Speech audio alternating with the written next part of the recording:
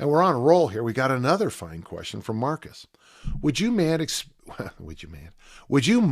expanding a bit on your two numbers goal system?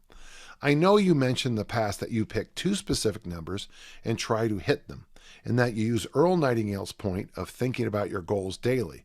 You become what you become. You become what you think about.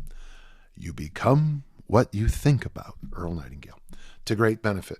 I was wondering about the and then what.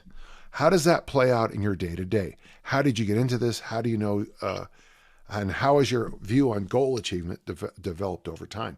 Well, that's really good because I've always been big into goals, and I'm one of the few people you ever meet in your life, and I mean this, that actually has achieved their goals. And it's interesting because I've had to actually step up and make more. Earl Nightingale, if you go on YouTube, his Lead the Field is there, and I think that's his best work. And I just picked up this other one. Now, this is just one. I just brought this in as an example, but this is the DVD, but it's a CD series called Earl Nightingale's Secret Advantage: Core Fundamentals for Success in the 21st Century. Now, Earl hasn't been with us for a while, but they cut and pasted some of his best work. So Earl Nightingale, big fan, and Earl Nightingale pushes the this idea you become what you think about. So every day you should think about your goals. Another person I like a lot is this guy here, Nick Peterson. This is his book Bumpers. I do have a knock on this guy though.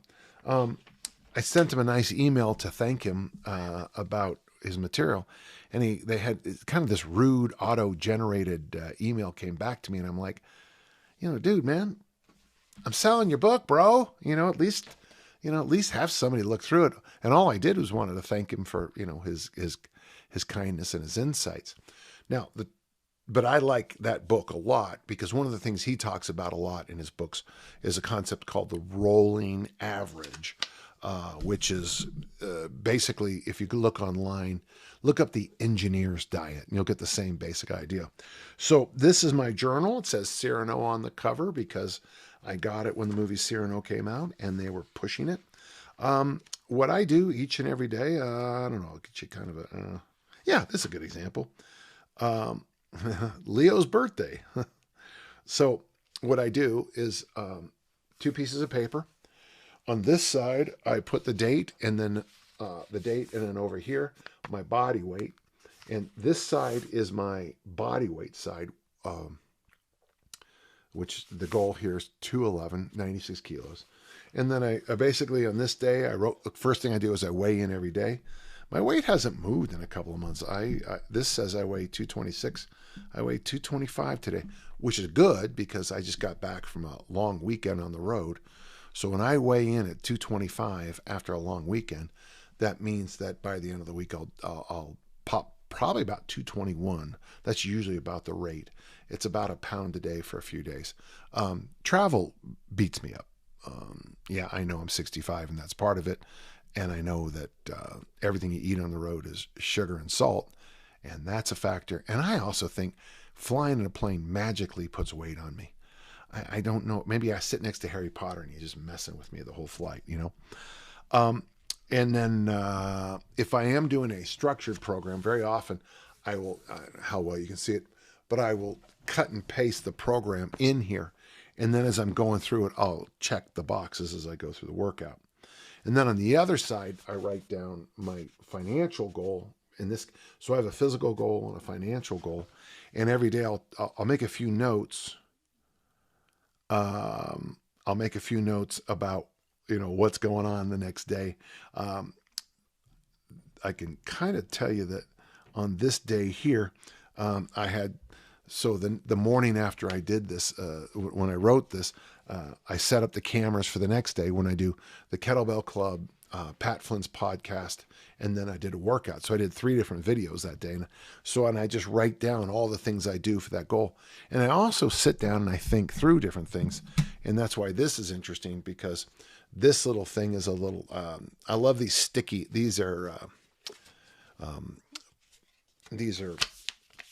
don't know, I can't remember, index cards that are sticky. And if I come up with some good ideas, I'll write on here and I'll stick them up on my wall here. And then when I got a chance later in the day, I'll type that up. This one, for example, is a note to John DeCane from Dragon Door about some ideas about the HKC and the RKC. So that's how I do it. Like Earl says, if you come up with one good idea, you could be the richest person on the planet Earth. One good idea. It's that easy. And sometimes you come up with ideas that aren't very good, and you think them through, and they don't always go forward.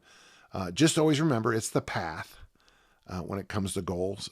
That's why I like the engineer's diet so much, because when you sit back and you look at your body weight fluctuations, you might see a massive amount of variation. But if you look on your body weight drop, I'm not fat. Well, I am fat loss, but right now for weightlifting, I'm doing a body weight.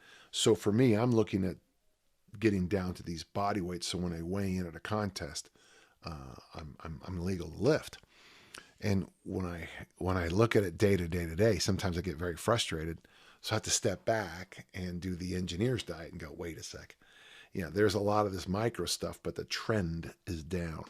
And that, I would say, is the key. Call it the path, call it the trend, whatever you want to do, Marcus. But the idea with the two goal system, the two numbers system, is that you have something tangible and hard. When I hit my financial goals, I know I hit them because I'll look at my checking account, my savings account, whatever account it is, and I'll say, see, right there, right there, that number there.